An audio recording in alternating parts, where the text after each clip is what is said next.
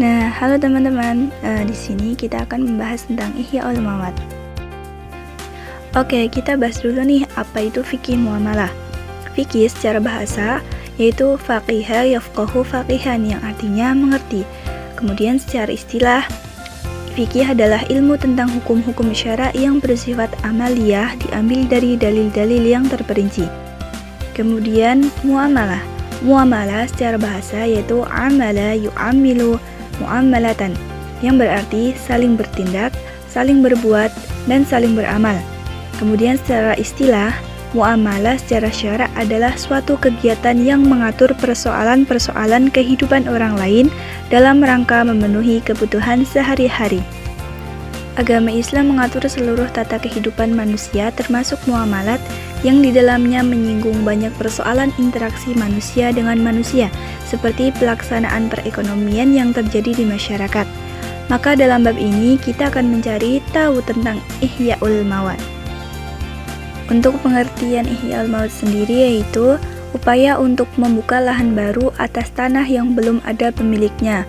Misalnya, membuka hutan untuk lahan pertanian, menghidupkan lahan tidur menjadi produktif yang berasal dari rawa-rawa yang tidak produktif atau tanah tidur lainnya agar menjadi produktif.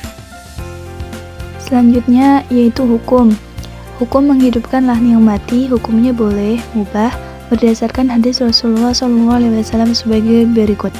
Man ahya aradan mayyitatan fahiya lahu wali salihriqin zalimin haqqa. Artinya, barang siapa yang menghidupkan tanah mati, maka tanah itu menjadi haknya orang yang mengalirkan air dengan zalim tidak mempunyai haknya.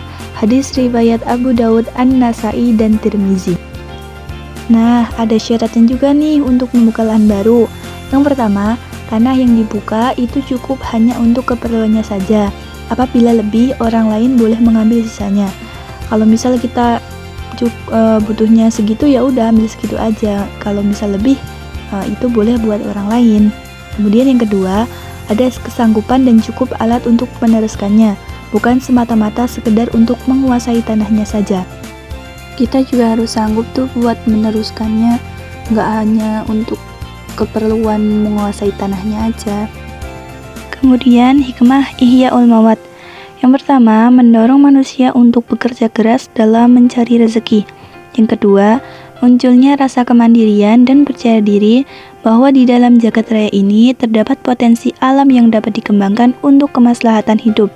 Yang ketiga, termanfaatkannya potensi alam sebagai manifestasi rasa syukur kepada Allah atas kemampuan manusia dalam bidang iptek. Selain hikmah Ihya'ul Mawat, ada juga hikmah kepemilikan. Ada beberapa hikmah disyariatkannya kepemilikan dalam Islam, antara lain terciptanya rasa aman dan tentram dalam kehidupan bermasyarakat, terlindunginya hak-hak individu secara baik, menimbulkan sikap kepedulian terhadap fasilitas-fasilitas umum, dan timbulnya rasa kepedulian sosial yang semakin tinggi. Nah, misalnya orang bercocok tanam pada tanah itu, ditanamin padi atau ditanamin apa. Bisa juga pohon seperti pohon jati, pohon sengon, atau dibangun bangunan di atasnya, itu sudah bisa disebut menghidupkan tanah mati. Nah, ketika orang itu menghidupkan tanah mati, yaitu tanah yang tidak ada pemiliknya dan tidak ada yang memanfaatkannya, maka itu menjadi hak milik. Hak milik siapa? Itu hak milik orang yang menghidupkan tanah mati tersebut. Oke, segitu dulu video dari saya. Kurang lebihnya mohon maaf. Wassalamualaikum warahmatullahi wabarakatuh.